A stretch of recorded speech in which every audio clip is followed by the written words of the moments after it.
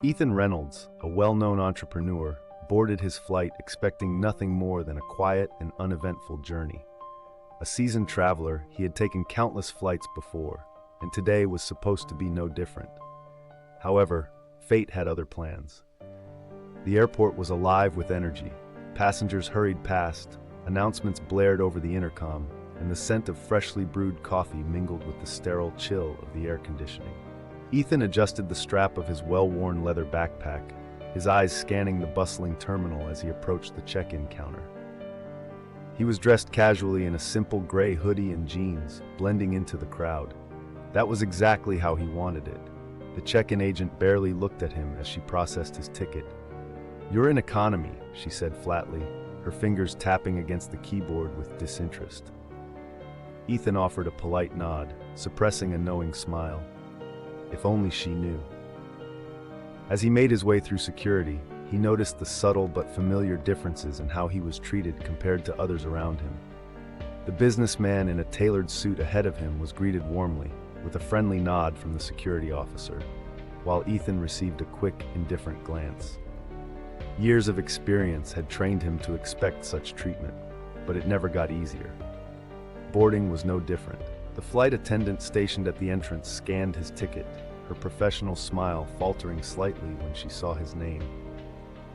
"Are you sure this is the right seat, sir?" she asked, her eyes flickering toward the first-class section just beyond. Ethan kept his voice steady. "Pretty sure," he replied, stepping past her without further comment. As he settled into his seat in economy, he overheard whispers behind him. "Did you see that guy in 14A?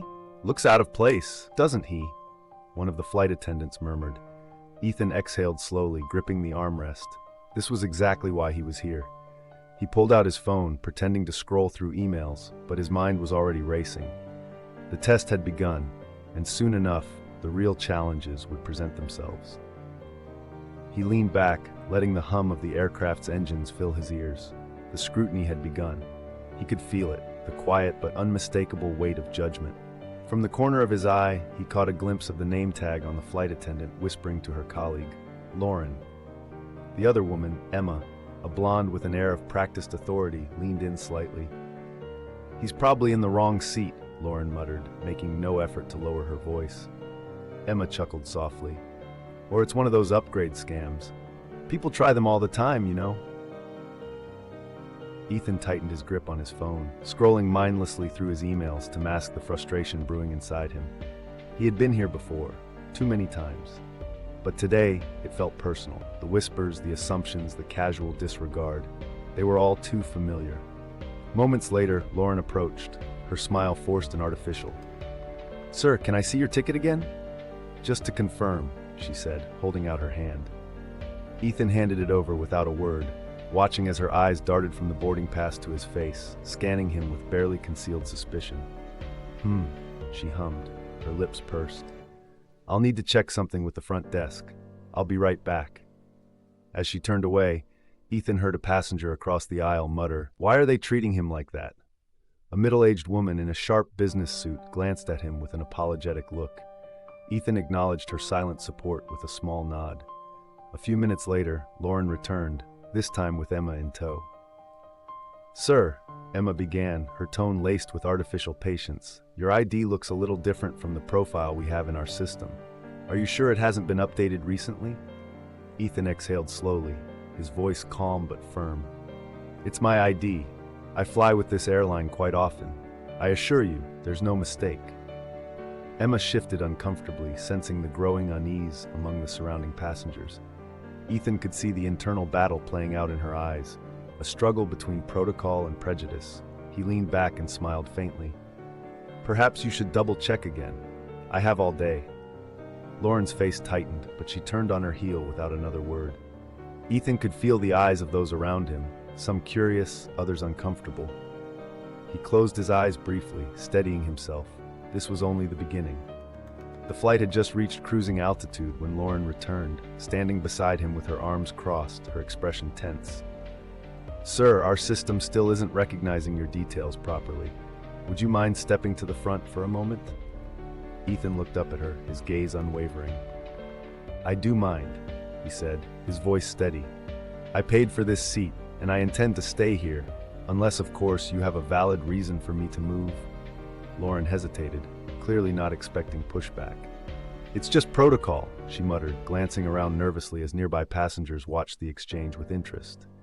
The businessman across the aisle, the same one who had noticed earlier, leaned in slightly. "Excuse me," he said, his tone polite but pointed. "This gentleman has provided his ticket and ID multiple times. Is there an issue here?" Lauren's face flushed. "No, sir. It's just a routine check," she replied quickly before turning back to Ethan.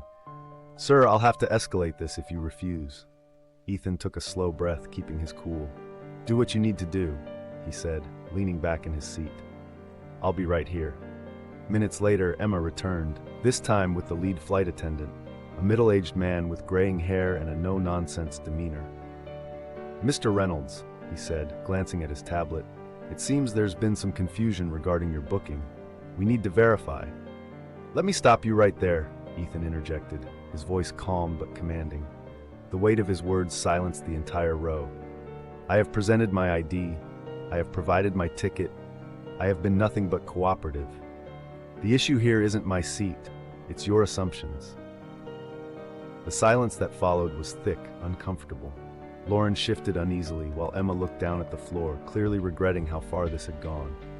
A few passengers discreetly pulled out their phones, recording the exchange. Ethan noticed but remained focused on the lead attendant, who sighed and nodded. "You're absolutely right, Mr. Reynolds. Our apologies for the inconvenience." Lauren opened her mouth to protest, but a sharp look from the lead attendant shut her down. Ethan exhaled, turning his gaze back to the window. He could feel the energy shift around him. The whispers grew louder, and he caught the uneasy glances exchanged between the crew. His phone buzzed. A quick glance at social media showed that a clip of the exchange had already been posted and was rapidly gaining traction. Why does this always happen? You'd think they'd know better by now. Handled like a pro. Respect. Ethan put his phone away. He had bigger things to focus on. As the plane began its descent, he gazed out at the city lights below. This wasn't just about a seat on a plane. It was about the everyday battles fought in silence.